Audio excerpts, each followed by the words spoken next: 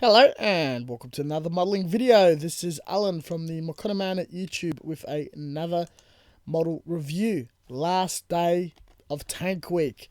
We have the Matchbox Challenger 1, 176 scale, 1988 vintage. Probably one of the few last kits they've done.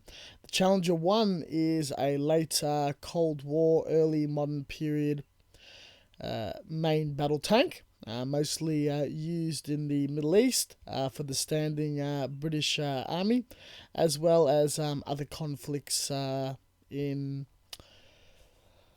Eastern Europe and the Baltics.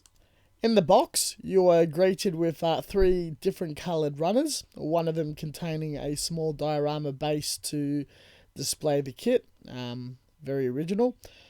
Very clear instructions, including English. The steps are very accurate, easy to follow, a bit of a backstory, and colour scheme. This older kit is very sought after, being an original release, and may fetch on eBay for anywhere between $30 to $80.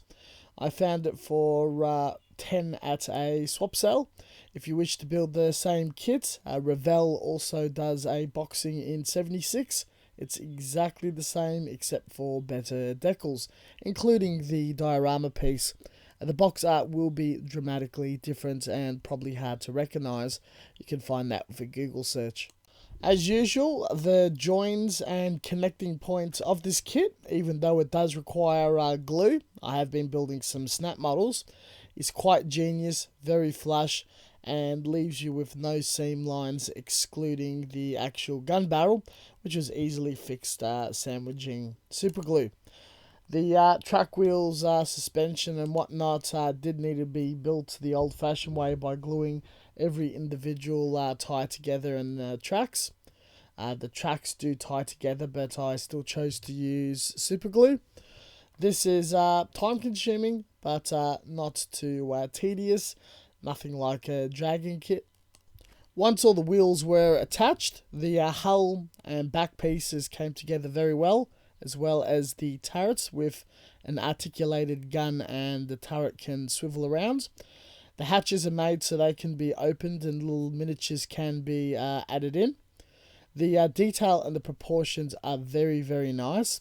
Even though it might have some slight tiny faults, I think it's actually pretty acceptable and almost spot on to modern model kit standards. A little bit of work and a really good brush up with a colour scheme, decal scheme and weathering, and very few people will not be able to tell that this is something from the 80s. I think it definitely holds its own when it's all done. The accessories are pretty appropriate and glues on just right, as well as the size of the barrels of the guns and stowage. This model is probably the height in detail engineering and model kit production by Matchbox, but not being familiar with their whole range, don't hold me to that. Once completely assembled, super glue dried, nice and hardened, Tamir grey primer was applied both halves as a primer, and oxidized red Evo by Guy Note as a base coat. Looking at some very loose reference material, I really love the concept of digital camouflage and never really had the excuse to use it on the kit till now.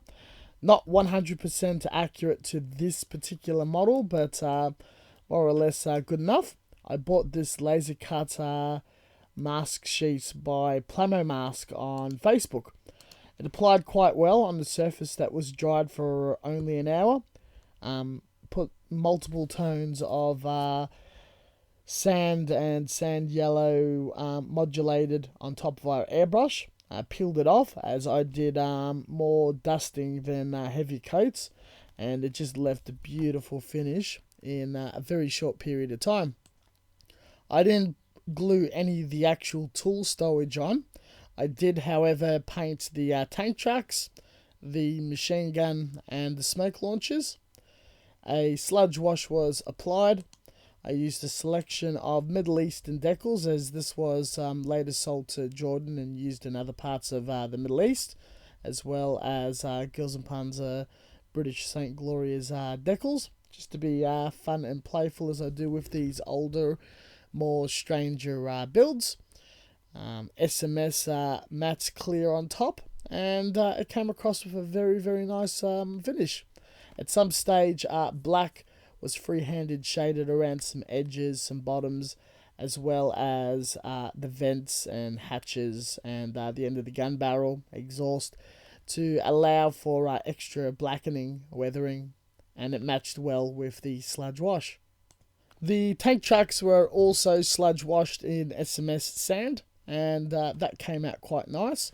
Pops, very subtle, but not too heavy. And that concludes the build of the Challenger and Tank Week. This is the first time I've ever done camouflage. I don't do a lot of modern tanks, as they're a bit trickier to weather and make them look more realistic, opposed to World War II, where it can be a bit drastic with dirt and filth. Modern tanks, they look after due to being very heavy investments, very delicate equipment, and generally when the slightest amount of damage occurs, they're pulled out of service for repairs and put in, where a World War II tank will be more likely to be kept pushing or pushed until it's more or less immobilized, depending on the front, of course. Now, being a 24-hour build, it's not perfect. Some small mistakes, as well as how late this is being released. I did learn a lot from it, and I feel more or less prepared to attack more modern builds in future. Thank you very much for watching, and as always, until next time, stay tuned. This definitely concludes Tank Week, but we have some more tanks videos to be edited and put up, as well as almost 50 tank videos in my AFV playlist. Throw us a bit of feedback. Just interested if you guys enjoyed Tank Week, if you're a bit annoyed, if you haven't had the chance to check it out, might watch it later. I definitely had a lot of fun doing it. It was quite a challenge in the holidays and shortened periods of work. Not too sure if I'll do something like this again, as it is a bit taxing, but I'm really glad to add and put out a little extra content than normal. This project has come to mind quite a few times, and I fantasized and toyed with doing this. Very happy to have pulled it off, and the experience is quite different to how I originally thought it would pan out and play.